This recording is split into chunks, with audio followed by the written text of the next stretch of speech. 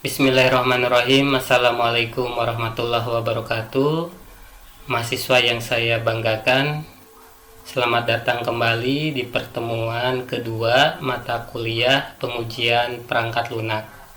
Pada sesi kali ini kita akan membahas konsep dasar pengujian perangkat lunak. Materi ini sangat penting karena akan menjadi pondasi untuk memahami teknik-teknik pengujian di pertemuan berikutnya. Tanpa memahami konsep dasarnya, kita akan sulit memahami jenis-jenis testing seperti black box, white box, automasi testing, dan lain sebagainya. Adapun tujuan pembelajaran pada pertemuan kali ini, mahasiswa diharapkan mampu memahami definisi, filosofi, dan konsep dasar pengujian perangkat lunak secara utuh. Kemudian diharapkan menjelaskan tahapan STLC atau Software Testing Life Cycle dari analisis hingga akhir. Kemudian bisa membedakan secara mendasar antara verifikasi dan validasi. Kemudian diharapkan mahasiswa bisa memberikan contoh penerapan konsep pengujian dalam skenario proyek pengembangan yang nyata. Selanjutnya, kita ulas kembali apa itu pengujian perangkat lunak. Pada pertemuan minggu yang lalu, kita sudah bahas sekilas apa itu pengujian perangkat lunak. Pengujian perangkat lunak atau evaluasi kualitas itu merupakan sebuah proses yang sistematis untuk melakukan evaluasi kualitas terhadap sistem atau kualitas terhadap perangkat lunak secara menyeluruh dan terukur. Pengujian ini dilakukan untuk mengidentifikasi bug atau kesalahan logika atau cacat program sebelum dirilis ke pengguna. Kemudian juga pengujian perangkat lunak ini untuk memastikan bahwa sistem yang dibangun berjalan sesuai dengan spesifikasi kebutuhan dari pengguna. Pada minggu yang lalu kita juga sudah membahas dampak dari bug. Ya, bug ini dapat menyebabkan kerugian finansial, menurunkan kepercayaan atau reputasi perusahaan pembuat sistem, bahkan membahayakan pengguna dalam sistem kritis seperti sistem perbankan yang terkait dengan keuangan dan juga sistem kesehatan. Nah, pada hari ini kita akan masuk lebih dalam terkait dengan konsep dasarnya. Nah, apa sih tujuan utama dari pengujian perangkat lunak? Secara umum, tujuan utama pengujian perangkat lunak yang pertama adalah untuk menemukan defect, yaitu mengidentifikasi bug atau cacat perangkat lunak sedini mungkin sebelum sistem itu dirilis atau digunakan oleh penggunanya. Yang kedua, tujuan utama dari pengujian perangkat lunak itu adalah untuk memastikan semua fitur berfungsi sesuai dengan dokumen kebutuhan yang disepakati. Yang ketiga adalah untuk mengurangi risiko, meminimalkan risiko kegagalan sistem yang fatal yang dapat merugikan bisnis ataupun penggunanya. Yang terakhir yang paling penting adalah untuk meningkatkan trust pengguna, kepercayaan pengguna, yaitu untuk meningkatkan kepercayaan dan kepuasan pengguna dalam memberikan produk yang stabil. Contoh misalkan dalam sistem e-commerce. Apa yang terjadi ketika dalam sistem e-commerce perhitungannya salah atau tidak tepat? Misalkan ada pengguna ketika belanja barang, lalu ketika melakukan check out perhitungannya tidak tepat. Penjumlahan biaya yang harus dibayarnya tidak tepat. Yang seharusnya misalkan membayar 100.000, ternyata hasil perhitungannya lebih dari itu. Tentu ini akan merugikan pengguna.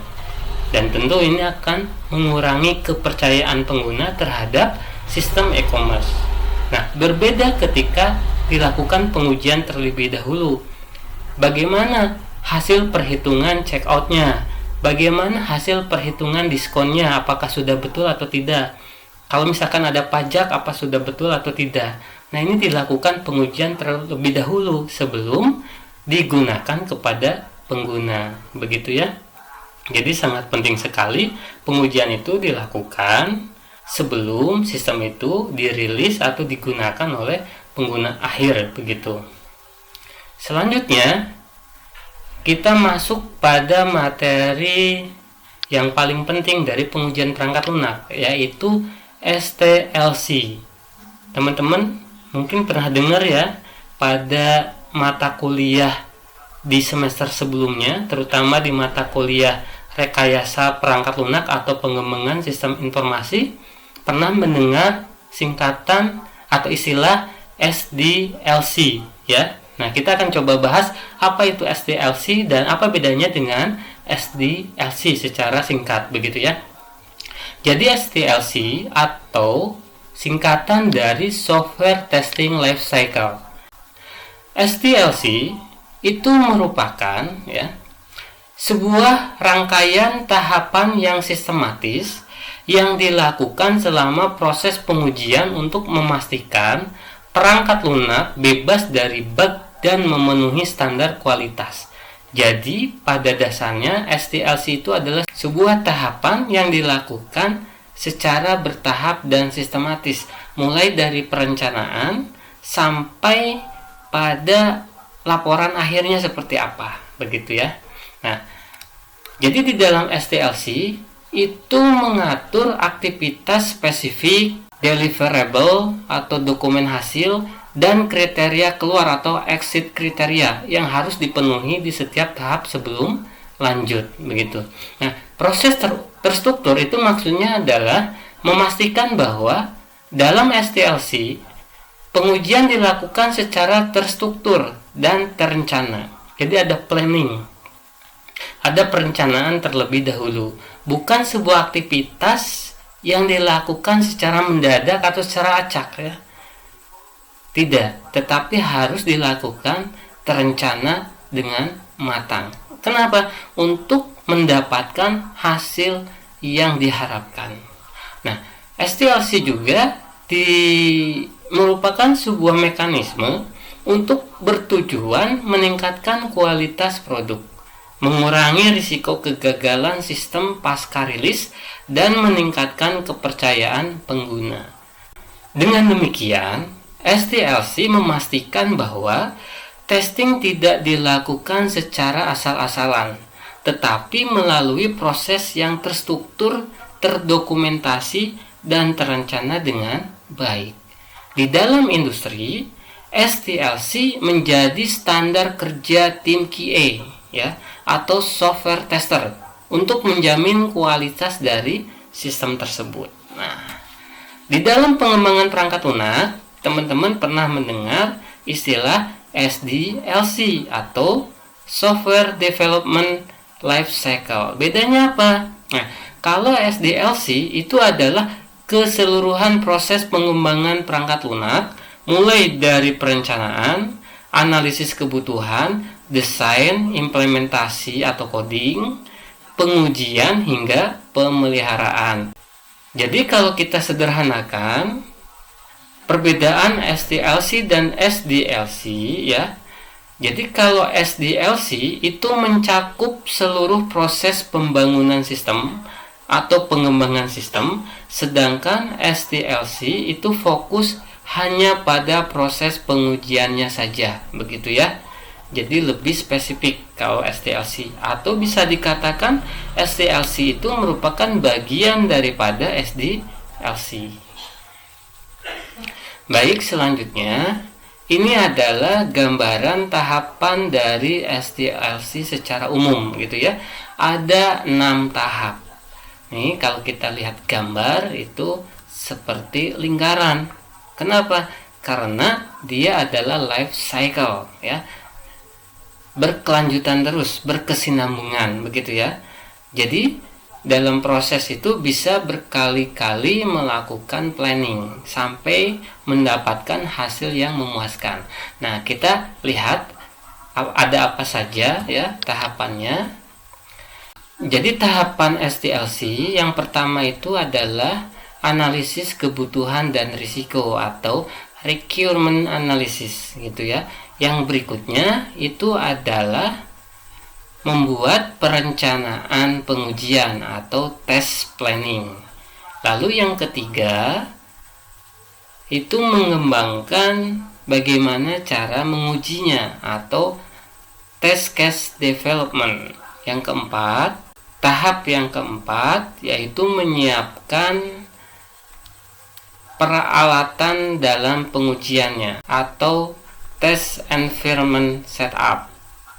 Kemudian langkah berikutnya yang kelima itu adalah pelaksanaan pengujian atau test execution, dan yang terakhir itu adalah penutupan pengujian atau test closure gitu ya. Jadi ada 6 tahap dalam SDLC yang akan kita bahas secara detail begitu.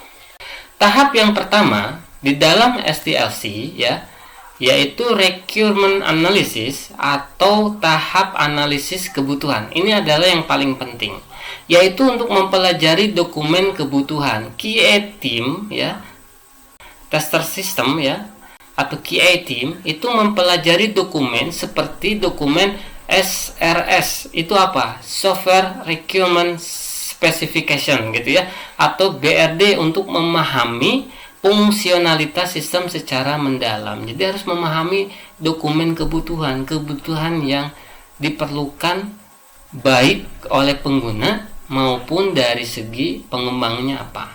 Lalu yang berikutnya adalah untuk mengidentifikasi fitur dan risiko ya. Menentukan fitur apa saja yang harus diuji atau testable, dan mengidentifikasi area yang beresiko tinggi terhadap kegagalan. Harus mampu mengidentifikasi fitur dan risiko.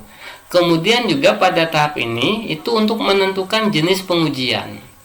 Memutuskan apakah perlu dilakukan functional testing, performa testing, atau security testing berdasarkan kebutuhan sistem ya.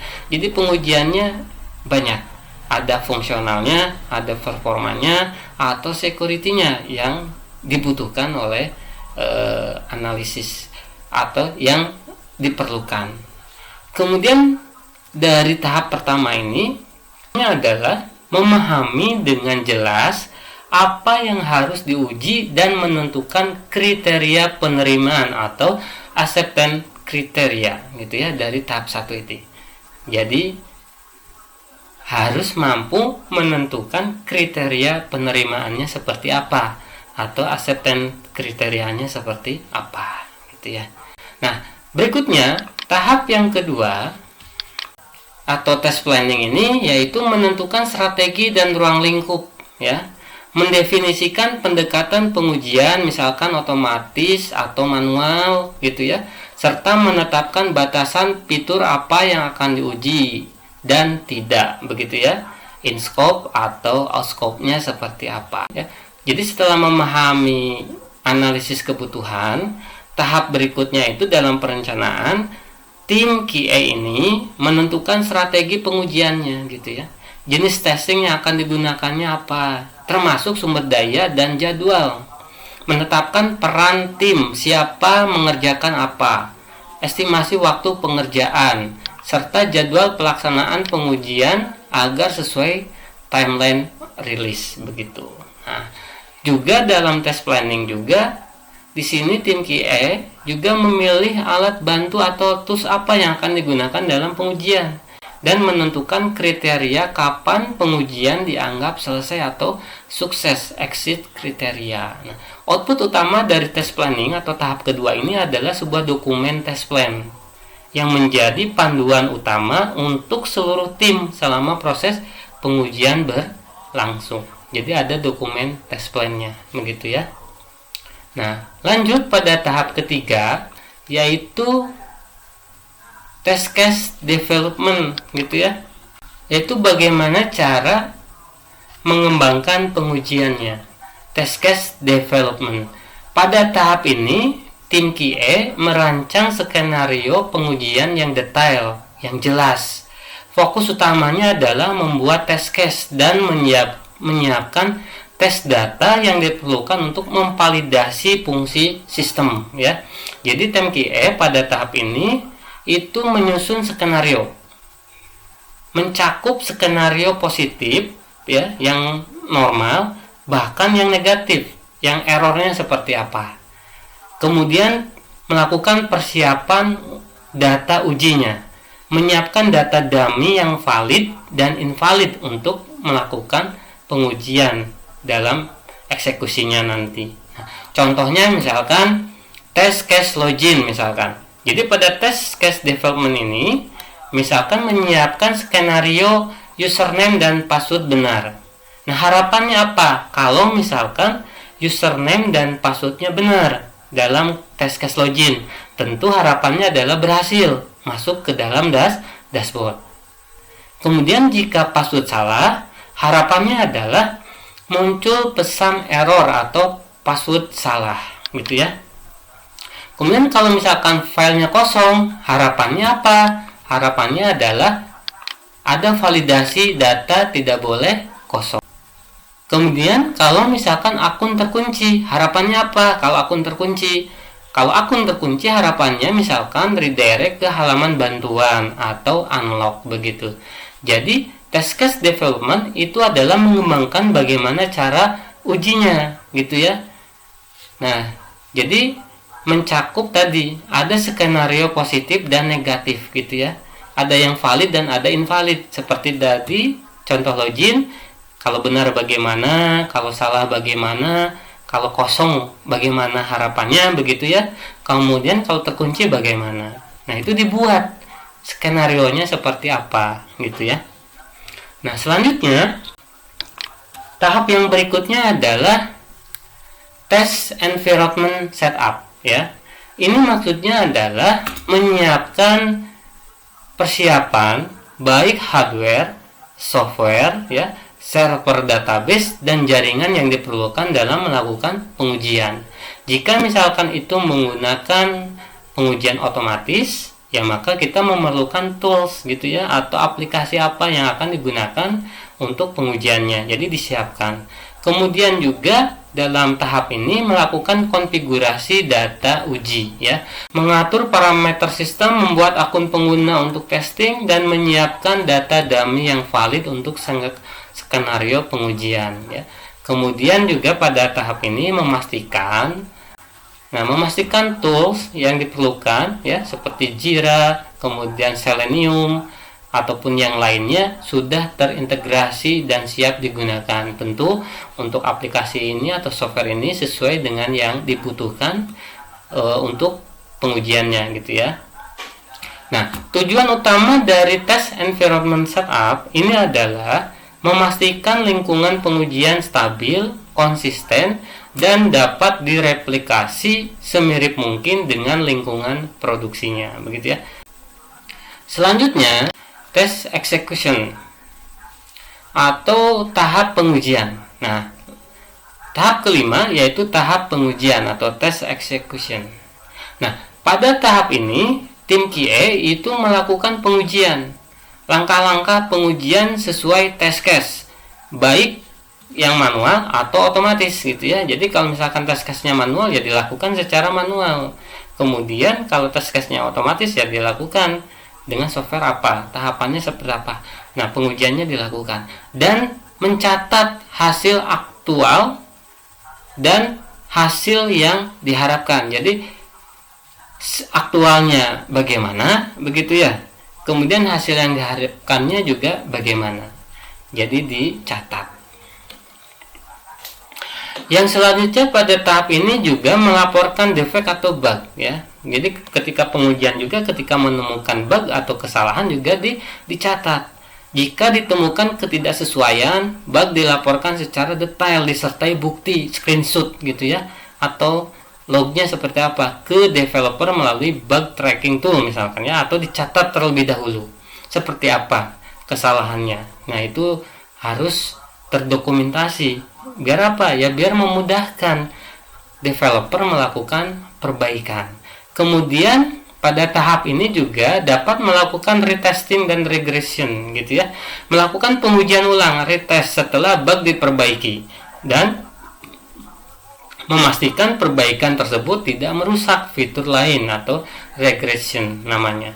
Nah, output utama dari tes execution ini ya, dari tahap pengujian ini adalah dokumen hasil eksekusi, status pass atau fail gitu ya, sukses atau gagal, dan defect report yang diperlukan untuk ditindaklanjuti oleh developer gitu ya. Jadi output utama dari tahap ini yaitu adalah dokumen hasil eksekusi, apakah statusnya sukses atau fail atau gagal, dan defect report yang ditindaklanjuti begitu ya, yang dilakukan perbaikan seperti apa. Jadi ada dokumen hasil pengujiannya. Yang selanjutnya ini adalah tahap terakhir yaitu test closure atau penutupan. Nah, jadi pada tahap ini tim QA itu mengevaluasi apakah kriteria exit kriteria keluarnya telah terpenuhi atau belum, dan memastikan seluruh test case kritis telah dijalankan tanpa error fatal begitu ya. Jadi melakukan evaluasi bagaimana hasil pengujiannya, apakah sudah sesuai dengan kriteria keluarnya atau belum. Kemudian juga menganalisis bug berdasarkan tingkat keparahannya atau severity-nya, distribusi modul, dan tren perbaikan untuk menilai kualitas rilis. Jadi menganalisis bugnya berdasarkan tingkatnya seperti apa. Kemudian juga penting melakukan dokumentasi laporan akhir serta mencatat pembelajaran, baik itu hambatan ataupun keberhasilan, untuk perbaikan proses testing ke depannya. Adapun output dokumen pada tahap ini adalah atau berupa test summary report yang berisi rangkuman hasil eksekusi, status bug, dan rekomendasi kelayakan rilis. Jadi pada tahap ini ada rekomendasi apakah layak untuk di launching ya, rilis atau tidak begitu ya pada tahap test closure ini. Nah, selanjutnya kita akan bahas terkait dua hal yang paling penting selain tahapan pengujian perangkat lunak, yaitu terkait dengan verification dan validation gitu ya.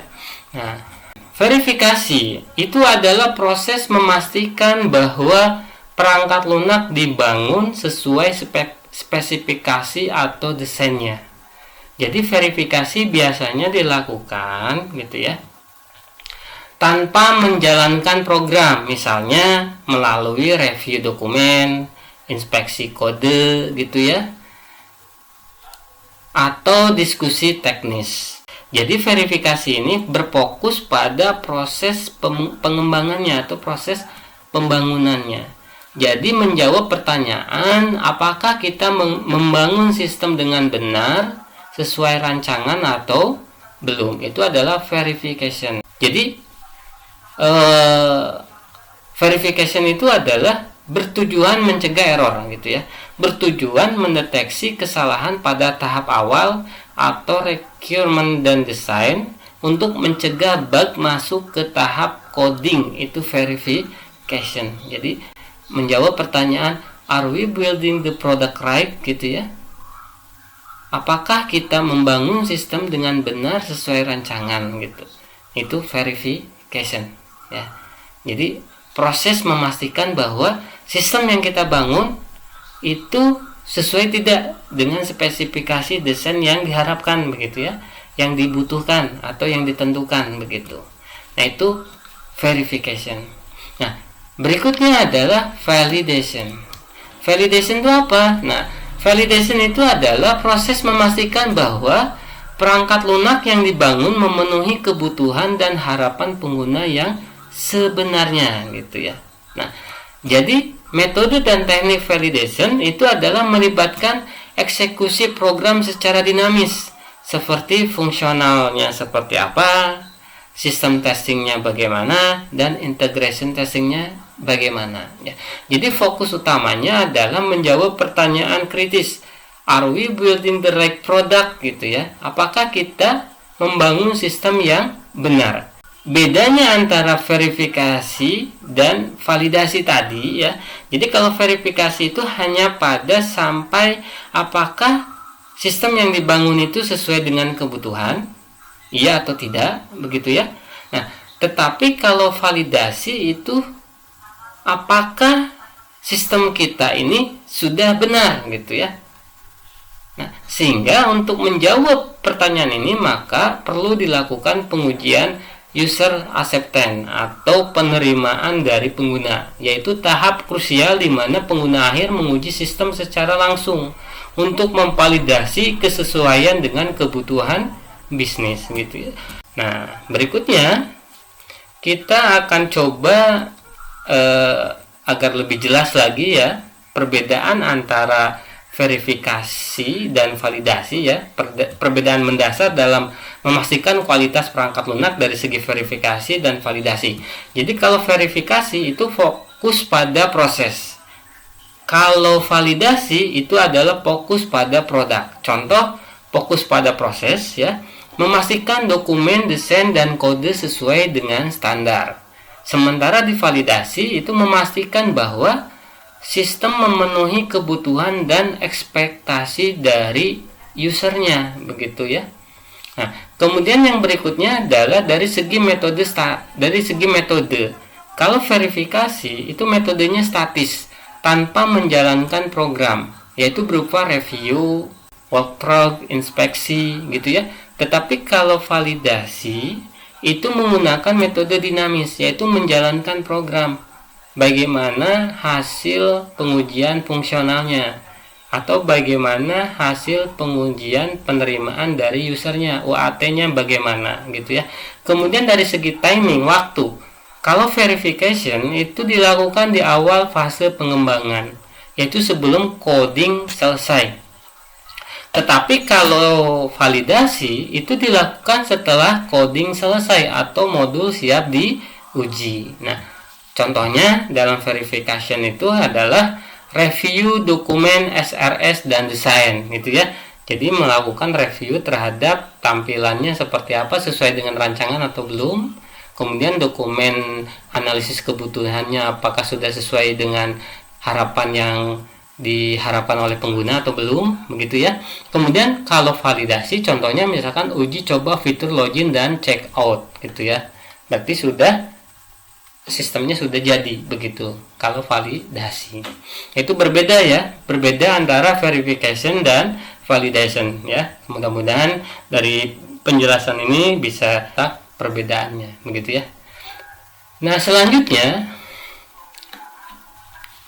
ini contoh studi kasus, dan ini adalah contohnya misalkan ya, agar kita lebih paham terkait dengan verification dan validation pada sebuah contoh sistem pemesanan tiket online ya, bagaimana verification dan validation diterapkan dalam pengembangan fitur booking tiket pesawat atau kereta. Nah, pada verification ya, review status dan inspeksi dokumen, review kebutuhan, memeriksa kelengkapan logika alur pencarian, aturan pemilihan kursi bagaimana, dan skenario diskonnya bagaimana.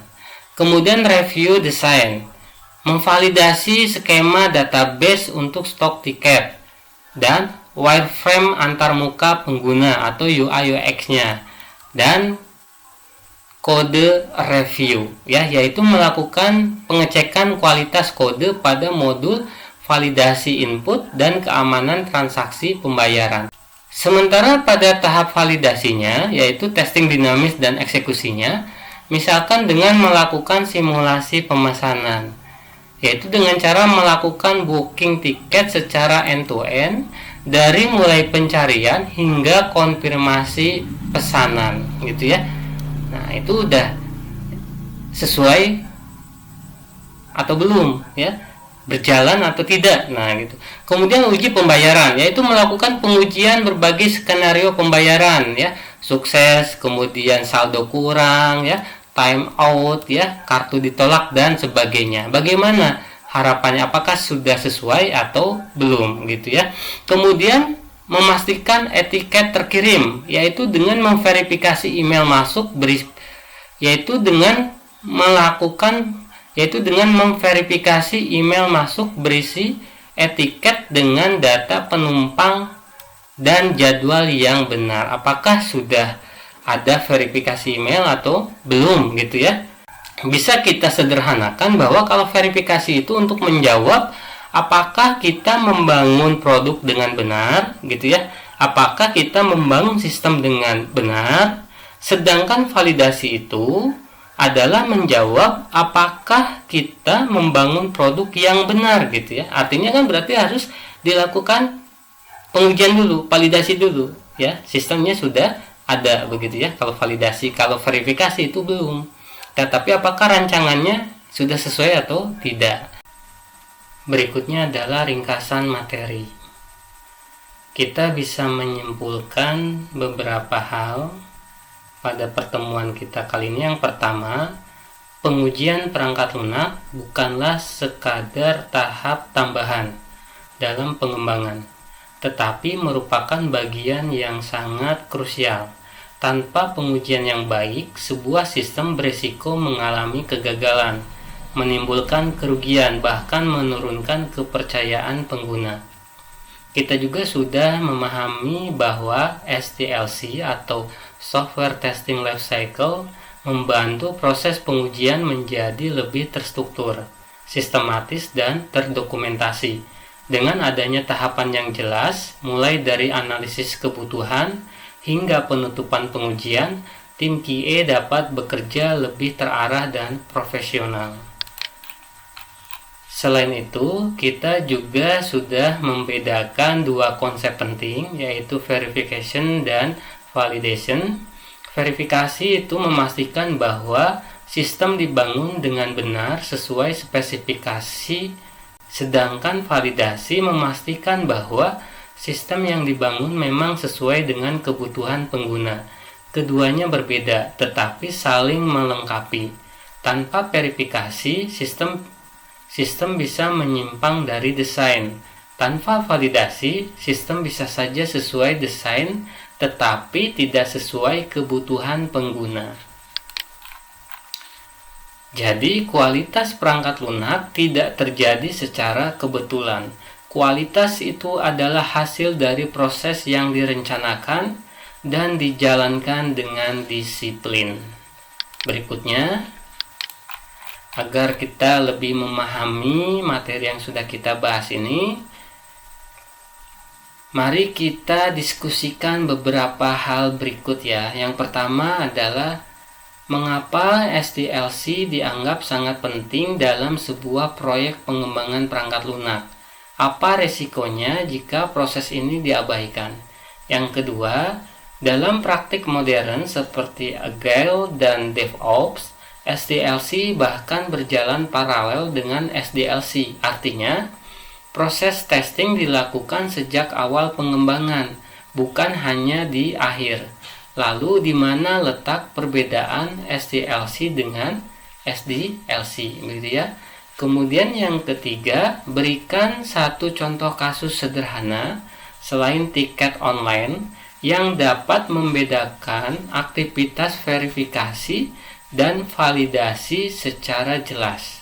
Yang keempat, menurut pendapat kalian, dari 6 tahapan SDLC manakah yang paling krusial dan menentukan kesuksesan pengujian?